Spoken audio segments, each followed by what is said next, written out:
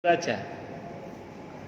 Dan sewu nggih, misalnya jenengan lewat lihat pohon jambu terus inget dosa gitu. Karena dulu jambu tetangga habis itu misalnya mohon maaf misalnya. Maka yang diampuni oleh Allah kata Imam Nawawi ya cuma dosa yang terkait dengan jambu itu. Kira-kira gitu. Tapi ketika seseorang itu minta ampun kepada Allah untuk semua dosa-dosanya, maka yang diampuni oleh Allah seluruhnya. Karenanya kan ada bentuk istighfarnya Nabi itu yang aku minta ampun padamu ya Allah untuk dosa-dosa yang hamba lakukan secara terang-terangan maupun sembunyi-sembunyi, yang hamba ketahui maupun yang tidak hamba ketahui, yang semua engkau ketahui ya Allah. Walaupun Nabi nggak punya dosa ya, tapi itu kan doa untuk kita sebenarnya itu kan. Makanya kalau kita bertobat minta ampun kepada Allah, mentaubati dosa-dosa yang secara parsial itu penting Pak. Tapi harus ada waktu di mana kita mentaubati seluruhnya yang kita ketahui maupun yang kita tidak ketahui karena udah lupa, yang semua diketahui oleh Allah. Itu kita sampaikan semuanya pada Allah Pak. Silakan dengan bahasa Bapak lah kalau Bapak tidak bisa bahasa Arabnya misalnya. Bisa dimengerti nggih? Nah, jadi kata Imam Nawawi begitu. Jadi kalau kita mentaubati dosa-dosa tertentu, maka yang diampuni oleh Allah cuma dosa tertentu itu saja. Tapi kalau kita menyatakan mohon ampun pada Allah untuk semua dosa-dosa kita, yang kita tahu maupun yang kita tidak ketahui, yang semuanya diketahui oleh Allah, maka semua diampuni oleh Allah. Maka harus ada ruang dan waktu yang tersendiri di mana kita mentaubati seluruhnya itu. Begitu Pak nggih? Itu yang pertama. Kemudian yang kedua berkaitan dengan, maaf tadi apa lupa saya? Oh, detail doa. Baik. Saya mau bicara prinsip dasar dulu ya. Doa itu kan bukan memberitahu Allah, karena Allah Maha Tahu. Doa itu bincang mesra kita dengan Allah. Ya mau kita global, mau kita rinci, Allah Maha Tahu. Cuman sebenarnya mental kita saat berdoa itu, kalau kata Ibnu Qayyim Al-Jauziyah rahimahullah, harusnya itu mental seorang hamba kepada tuannya. Jadi mental seorang hamba kepada Tuhannya. Jangan seperti seorang raja yang menghadap kepada raja yang lainnya. Terlepas Bapak mau merinci atau mengglobalkan, mental Bapak harus itu. Kalau Bapak mendetilkan doa dalam rangka untuk meregulasi Allah, mengatur Allah, maka Bapak salah.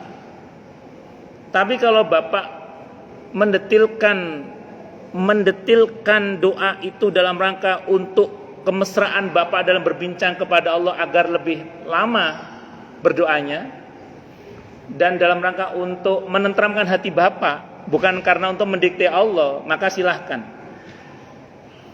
Nabi Musa itu ketika ditanya oleh Allah, "Wa ma tilka biyaminika ya Musa?" Qala hiya 'asai atawakka'u biha wa ahusu biha ala ghanami wa liya ma'aribun ukhra. Sebenarnya jawabannya kan cukup gini. Apa itu Musa? Tongkat. Tapi Nabi Musa itu menambah. Ini tongkat saya pakai untuk saya giring kambing saya, terus saya pakai untuk cari makanan untuk kambing saya dan untuk keperluan yang lain ya Allah. Padahal pertanyaannya Allah cuman itu, kalau kata para mufassir, Nabi Musa sengaja memanjangkan jawaban, bukan untuk memberitahu Allah karena Allah tidak tahu, bukan. Nabi Musa ingin berlama-lama bercakap dengan Allah, mumpung kesempatan bicara dengan Allah langsung.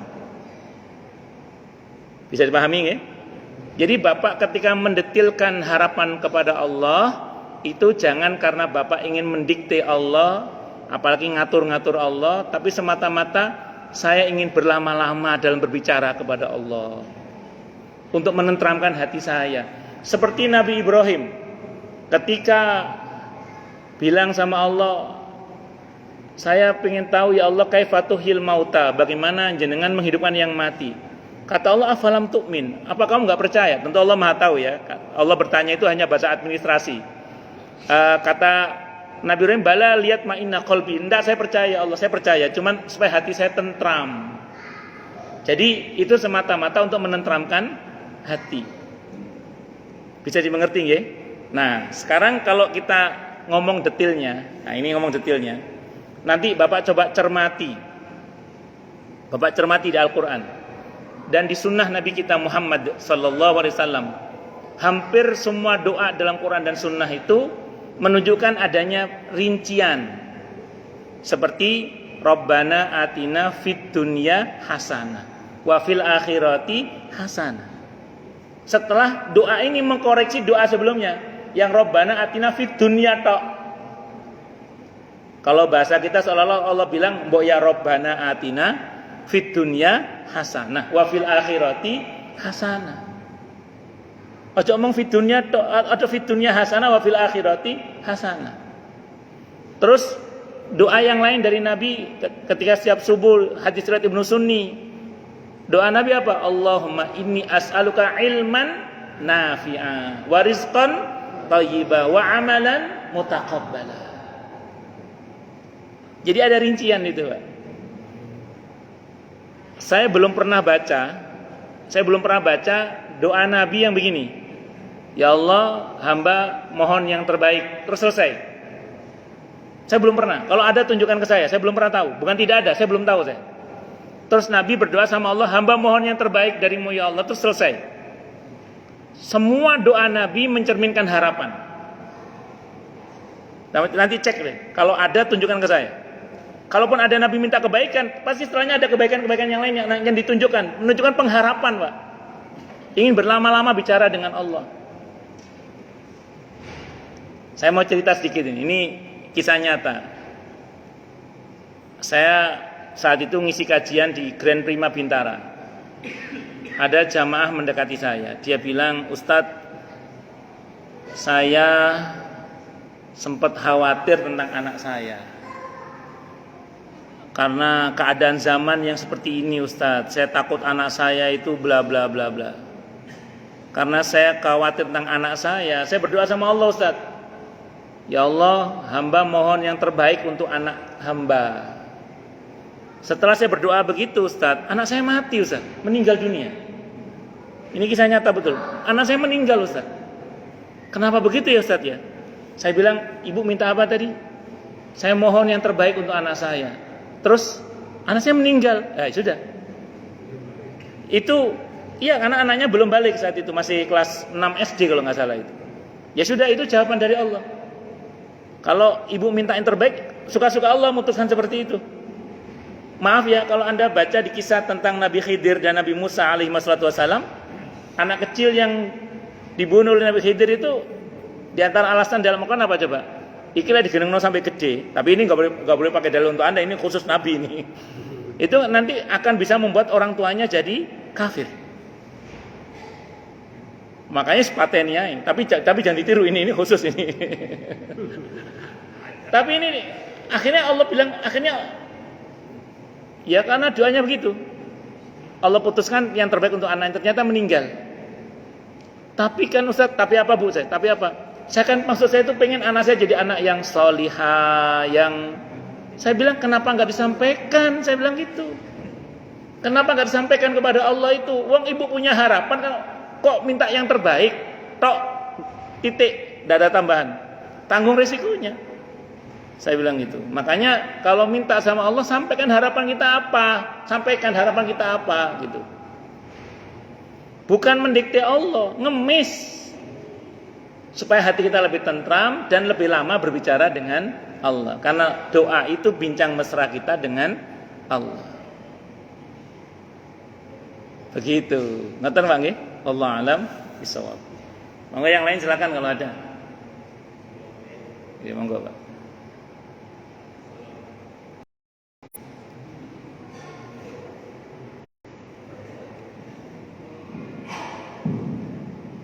Assalamualaikum warahmatullahi wabarakatuh. Waalaikumsalam warahmatullahi wabarakatuh. Terkait dengan doa nih Ustaz, jadi ada hadis yang mengatakan kalau kita akan lebih dekat berdoa itu kalau apabila kita saat suci. Nah ini berlaku untuk sholat wajib atau sholat sunnah. Kalau sholat wajib terkadang saya malah ketinggalan Ustaz ini.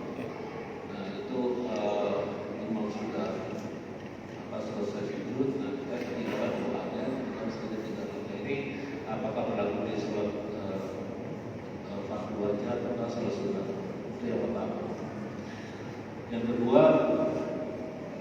seringnya setiap tahun mesti ada lagi fenomena-fenomena yang sering di medsos itu kita dipertontonkan sholat tarawih yang selalu cepat sekali. Nah ini apakah dari pihak para ustaz atau para ulama itu tidak pernah menegur atau bagaimana Ustaz? Dan yang saya iriskan lagi itu salah satunya adalah pondok pesantren, di mana yang bisa menghasilkan para alim kan, yang sangat miris sekali kalau kemudian kejadiannya adalah seperti itu. Dan dengan beralasan karena dulunya di sekitaran pondok pesantren itu adalah orang-orang para petani pengepul, akhirnya tidak bisa sholat tarawih yang secara berlama-lama. Nah ini kadang miris sekali gitu kalau namanya melihatnya alasannya seperti itu, padahal ini kan ibadah. Kira-kira gimana Ustaz? Terima kasih. Assalamualaikum warahmatullahi wabarakatuh. Waalaikumsalam warahmatullahi wabarakatuh. Yang pertama sujud, semua sujud Pak. Semua sujud tilawah, sujud sahwi, sujud syukur, termasuk sujud di sholat fardu maupun sholat sunnah. Kalau sholat fardu malah jangan lama-lama Pak. Takutnya nanti kalau Bapak sebagai makmum ketinggalan rukun dari imam, terlalu banyak kan bisa batal juga. Atau terlalu lama nanti takut dikhawatirkan menambah rukun. Kalau sholat fardu, jadi malah sholat fardu jangan lama-lama malah. Apalagi Bapak sebagai makmum. Sebagai imam juga nggak boleh lama-lama, nanti takutnya makmumnya yang gelisah. Ini imamnya si urip wis mati. Kelamaan sujudnya. Jadi kalau bisa di sholat sendiri, sholat sunnah sendiri diperlama, monggo silakan, tidak ada masalah. Nah, jadi singkat kata singkat cerita, di semua sujud Pak yang saya tahu. Jadi tidak ada ketentuan sholat fardu atau sholat sunnah, tapi di semua sujud. Malah kalau sholat fardu jangan lama-lama, takut tadi. Kalau Bapak sebagai makmum takut ketinggalan rukun terlalu lama, terlalu banyak. Dan yang kedua, kalau Bapak sebagai imam nanti takut meresahkan makmum. Itu seperti itu. Itu yang pertama. Jadi semua sujud Pak, nggak ada masalah. Terus kemudian yang kedua, sudah ditegur itu Pak. Sudah diingetin, tapi ya karena yang bersangkutan merasa punya dasar gitu ya. Ya repot. Ya wallahu a'lam, saya nggak bisa ngomong saya Pak. Itu sudah ditegur berkali-kali, bahkan yang levelnya mungkin keulamaannya di atas sang kiainya itu, tapi tetap saja masih berlangsung dan penghobinya ya banyak itu. Barangkali akan berhenti kalau tidak ada lagi yang mau di situ. Itu. Ya, wallahu a'lam, saya nggak bisa ngomong. Sudah tegur Pak, sudah setiap tahun sudah berkali-kali dalam pembahasan dibahas itu. Dan ya masih tetap sih repot juga itu. Sudah dibut. Dan tidak semua pesantren begitu ya, paling ya cuman itu saja barangkali. Yang segitu, yang begitu ya, yang model yang berapa itu 7 menit atau berapa itu. Iya, 7 menit 23 rakaat itu. Nah, itu cuman paling ya cuman itu saja. Kalau yang lain cepet tapi kan nggak sampai segitu-gitunya. Pernah itu saya pas masih di Surabaya saat itu saking cepetnya imam sampai sarungnya melorot itu ya ada itu. Ini kisah nyata ini. Sampai sarungnya melorot ya.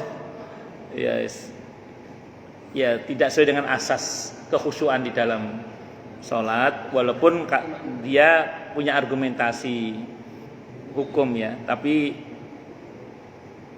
saya termasuk yang tidak sependapat ya. Ya saya kira itu Bang, wallahu a'lam, dan sudah ditegur berkali-kali itu. Tidak sekali, berkali-kali. Ya monggo yang lain silakan kalau ada. Kalau nggak ada berarti jelas semua ini. Atau tidak jelas semua. Monggo Pak Yusuf Wibisono.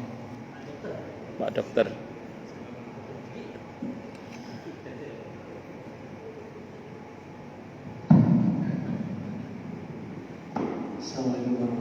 Waalaikumsalam warahmatullahi wabarakatuh. Jadi Pak Ustaz menjelaskan kalau sholat qiyamul lail itu kalau udah tarawih boleh.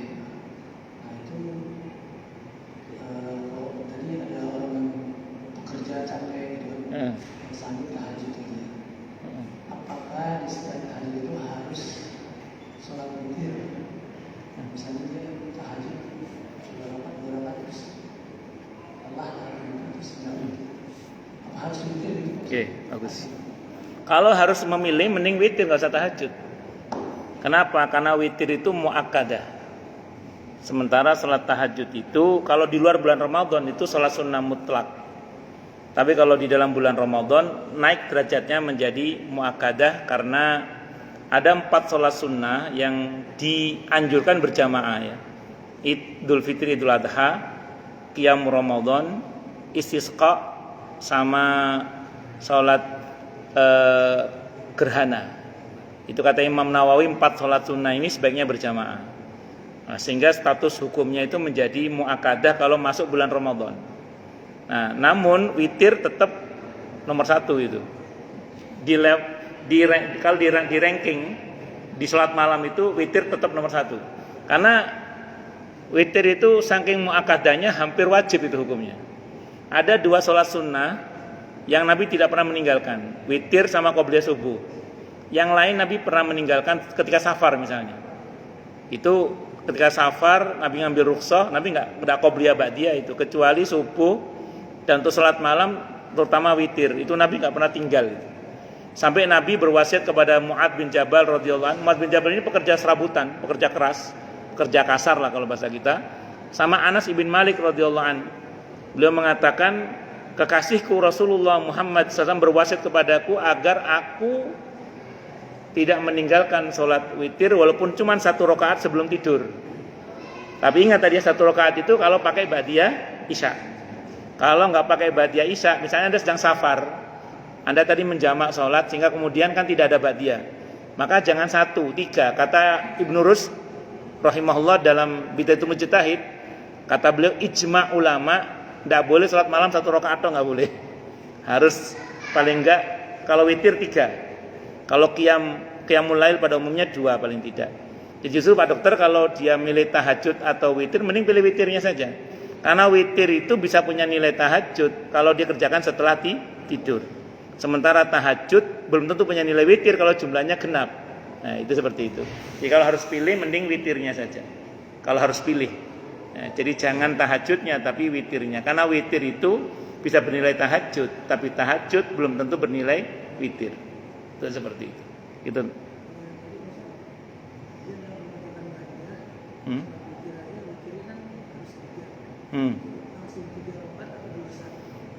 Sarannya kalau gini ya, kalau 2 salam 1 salam itu kan hadis Abdullah bin Umar.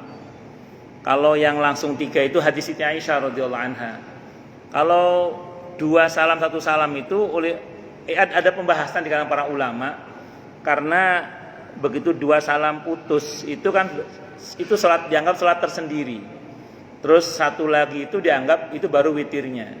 Nah, walaupun ada riwayat dari Abdullah bin Umar, ya saya diajar Rasulullah begini cara witirnya, 2 salam 1 salam. Jadi 2 salam, 2 rakaat 1 salam, terus 1 rakaat 1 salam.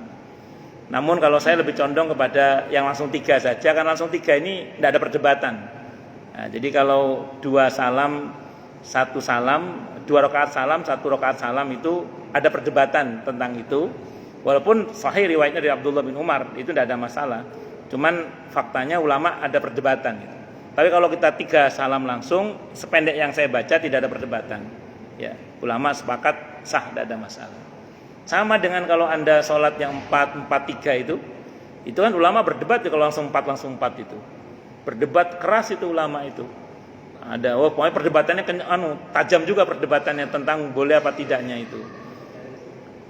Tapi kalau 2 salam itu tidak ada perdebatan sebenarnya. Ulama sepakat gitu, tidak ada perdebatan. Tapi kalau 4 itu ulama berdebat itu. Berdebat keras. Itu seperti itu. Saya kira itu, wallahu alam bishawab.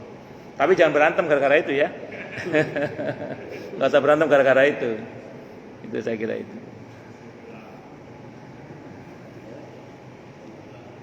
Ada lagi? Monggo Pak, nggih, monggo.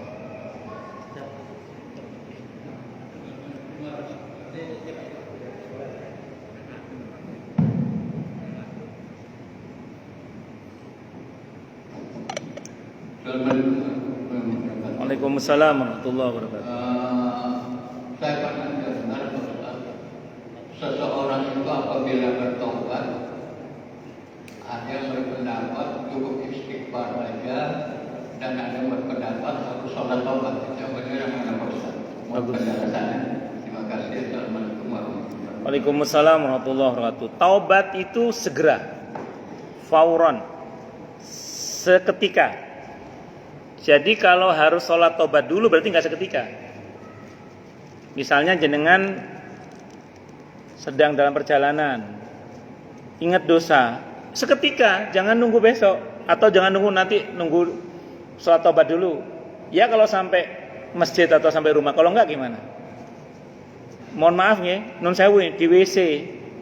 Kan kadang tiba-tiba memori itu muncul. Ingat akan dosa. Itu jangan nunggu keluar WC taubat. Langsung dalam hati itu kita an-nadam, menyesal, al-azam, komitmen tidak mengulangi lagi. Al-iqla, konkret meninggalkan perbuatan maksiat itu. Seketika itu di WC itu, jangan nunggu keluar, belum tentu bisa keluar kan? Karena taubat itu fauran, seketika. Jangan nunggu sholat taubat dulu. Sholat taubat itu semacam suplemen tambahan. Jadi dia tidak masuk dalam rukun taubat. Maka jenengan kalau baca di Riyadhus Shalihin misalnya atau di At-Tadhkir Imam Al-Qurtubi tentang rukun taubat itu nggak ada sholat taubat itu. Yang ada adalah al-azam, an-nadam, al-azam, al-iqla. Ada lagi tambahan-tambahan beberapa yang lain itu. Tapi nggak ada sholat taubat. Kenapa? Sholat taubat itu suplemen tambahan saja. Jadi semacam penyempurna gitu lah Pak, penyempurna. Kalau bahasanya Nabi, setiap kali Anda merasa berdosa, wudu dengan sempurna, sholat 2 rakaat minta ampun kepada Allah. Itu jadi kapan saja kita merasa. Tapi masalahnya kan kalau untuk wanita yang haid gimana sholatnya? Kan dia nggak bisa nunggu selesai haid. Dia kalau hidup, kalau mati gimana? Ayat tobat itu segera. Ngeten nggih? Jadi sholat tobat itu semacam suplemen tambahan, bukan yang pokok dalam taubat. Yang pokok itu an-nadam, menyesal, al-azam, komitmen tidak mengulangi lagi, al-iqla, konkret meninggalkan perbuatan maksiat itu. Kalau ada salah pada sesama minta maaf, kalau ada hak yang diambil kembalikan. Itu kalau hubungannya dengan sesama itu. Ada lagi yang menambahkan harus membenci perbuatan maksiat tersebut. Saya pas bahas yang berikutnya ini harus membenci perbuatan ini, tapi ini ada tambahan sebagian para ulama ya. Harus membenci perbuatan maksiat tersebut seperti dia benci kalau dia dicampakkan ke api neraka atau ke dalam api. Itu ada jamaah yang mendekati saya. Saya sudah menyesal Ustaz, kata jamaah. Orang sudah meninggal, semoga Allah rahmati beliau ya, amin insyaallah. Beliau bilang sama saya sudah menyesal Ustaz. Saya sudah komitmen tidak mengulangi lagi, bahkan saya sudah meninggalkan dosa itu 25 tahun kata beliau. Sudah 25 tahun saya tinggalkan perbuatan dosa itu, kata beliau. Cuman yang Ustadz bilang terakhir itu harus membenci perbuatan maksiat itu, saya belum bisa membencinya Ustadz, dia bilang gitu. Jadi dia masih belum bisa membencinya. Kenapa Pak? Kata beliau, kenangannya terlalu indah Ustadz, katanya.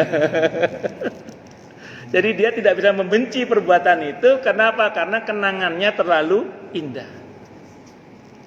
Saya bilang, Bapak cerita sama saya deh, detailnya gimana nanti saya kasih solusi, saya bilang gitu. Gini Ustadz katanya, saya itu punya kantor dekat ASMI. ASMI itu apa? Sekolah sekretaris itu ya? Iya itu. Ya di Jakarta Utara ya. Mana itu? Rawamangun. Iya pokoknya itu. Iya. Itu kan banyak anak-anak mahasiswi itu kadang ya kungku-kungku di kantor saya itu Ustaz.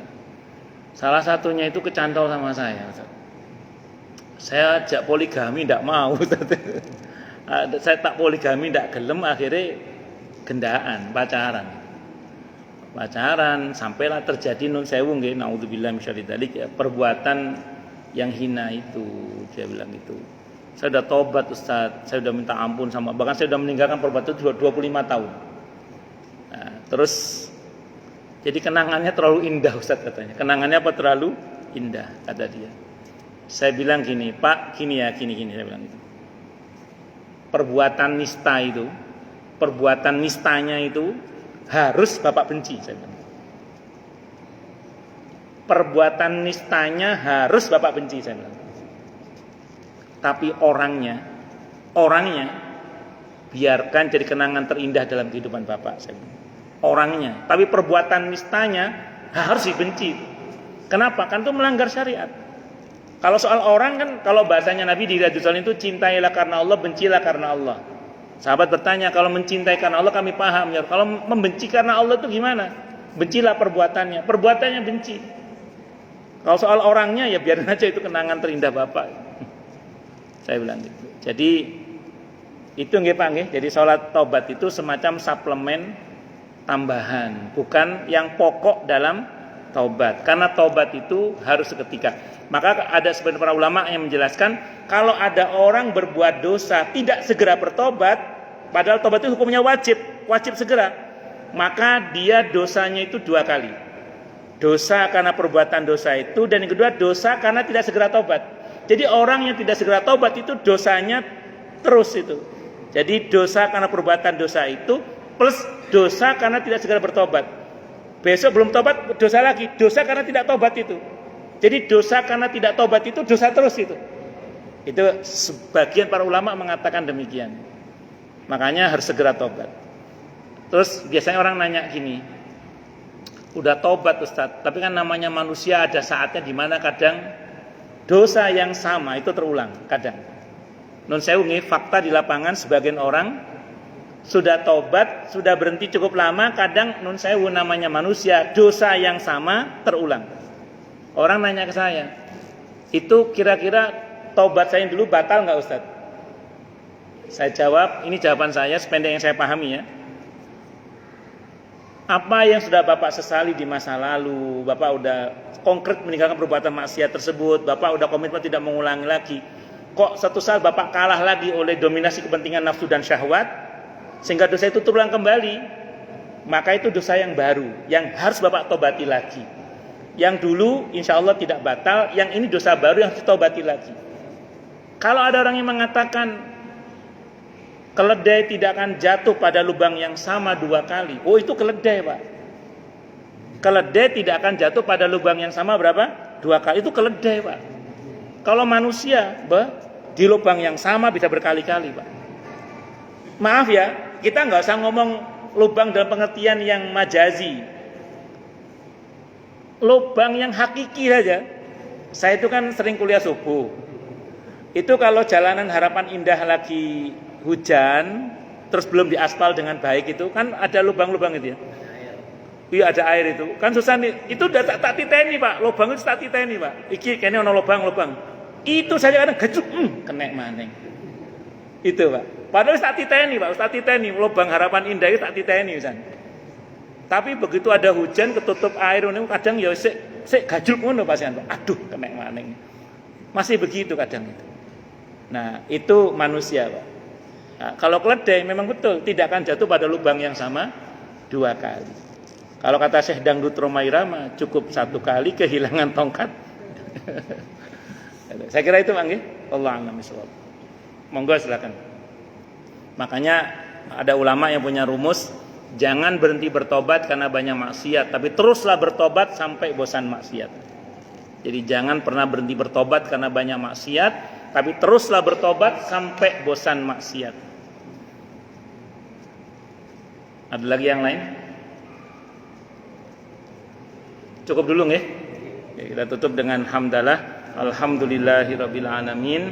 Semoga kajian kita bisa bermanfaat, mubarakah fid dini wad dunya wal akhirah untuk kita, keluarga kita dan seluruh umat Islam semuanya, dan mudah-mudahan kita semua dijadikan oleh Allah sebagai orang-orang yang sukses dunia akhirat, selamat dunia akhirat, bahagia dunia akhirat, dan dipermudah setiap urusan kita oleh Allah fid dini wad dunya wal akhirah. Semoga Allah limpahkan hidayah selalu untuk kita, semoga Allah tingkatkan selalu hidayah untuk kita, dan semoga Allah berikan hidayah untuk siapapun yang melihat kita. Subhanakallahumma bihamdika asyhadu an la ilaha illa anta astaghfiruka wa atubu ilaik. Sallallahu alaihi Muhammad wa ala alihi wasallam. Saya mohon maaf. Wassalamualaikum warahmatullahi wabarakatuh.